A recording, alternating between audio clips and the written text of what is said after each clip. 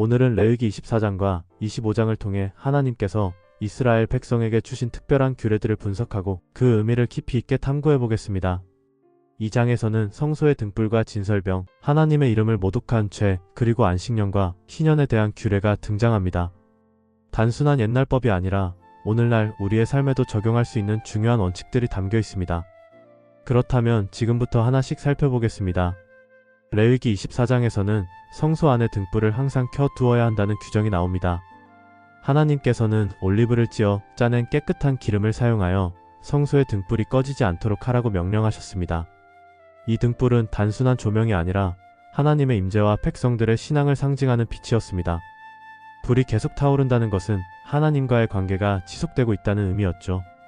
제사장인 아론과 그의 후손들은 이 등불을 매일 저녁부터 아침까지 밝히도록 책임을 맡았습니다. 하나님께 예배하는 곳에는 항상 빛이 있어야 한다는 상징적 의미가 담겨 있는 것입니다. 오늘날 우리는 우리의 신앙이 꺼지지 않도록 등불을 밝히고 있는가 돌아봐야 합니다. 레위기 24장에서는 진설병에 대한 규례도 등장합니다. 진설병은 단순한 음식이 아니라 이스라엘 12지파를 상징하는 빵이었습니다.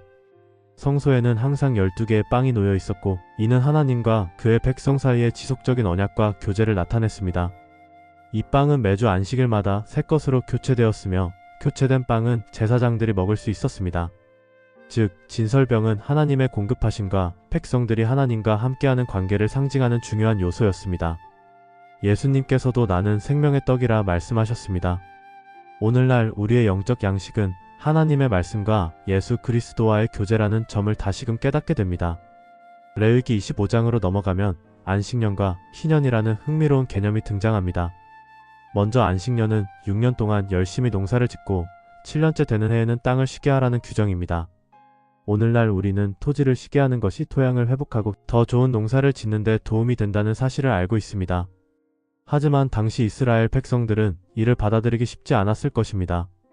1년 동안 농사를 짓지 않으면 먹을 것이 부족하지 않을까? 이런 걱정이 들 수밖에 없었지만 하나님께서는 이렇게 약속하셨습니다. 내가 안식년이 오기 전에 충분한 수확을 주겠다. 즉, 안식년은 하나님을 신뢰하는 믿음의 법칙이었습니다. 뿐만 아니라 이 해에는 가난한 사람들과 종들, 나그네, 그리고 가축들까지도 남은 곡식과 포도 열매를 먹을 수 있도록 배려해야 했습니다. 하나님께서는 인간뿐만 아니라 땅과 동물들까지 돌보시는 분이라는 사실을 확인할 수 있습니다. 희년은 안식년보다 더 큰 의미를 가집니다. 희년은 7번의 안식년이 지난 다음 해인 50년째 되는 해입니다. 희년이 되면 이스라엘 백성들은 뿔 나팔을 불어 희년이 시작되었음을 알렸습니다. 희년의 가장 중요한 의미는 자유와 회복입니다. 희년이 오면 이런 일이 일어났습니다. 빚을 졌던 사람들은 빚이 탕감된다. 종이 된 사람들은 자유를 얻는다. 팔았던 땅은 원래 주인에게 돌아간다. 쉽게 말해 희년이 되면 모든 것이 원래 자리로 돌아가는 것입니다. 우리는 일반적으로 시간이 지날수록 땅값이 오를 것이라고 생각합니다. 하지만 이스라엘에서는 희년이 가까워질수록 땅값이 점점 내려갔습니다. 왜냐하면 희년이 되면 땅이 원래 주인에게 돌아갈 것이기 때문입니다. 이 법의 목적은 무엇일까요? 부자가 더 부자가 되고 가난한 사람이 더 가난해지는 것을 막고 모든 사람이 하나님의 은혜 안에서 공평하게 살아가도록 하는 것이었습니다. 이 희년의 개념은 단순한 경제 제도가 아니라 하나님이 모든 소유의 주인이심을 인정하는 신앙적 선언이었습니다. 안식년과 희년의 핵심은 하나님을 신뢰하는 것입니다. 오늘날 우리는 직접적인 희년의 제도를 경험하지는 않지만 하나님께서 우리에게 맡기신 것들을 올바르게 관리하고 나누고 베풀며 살아가야 할 책임이 있습니다.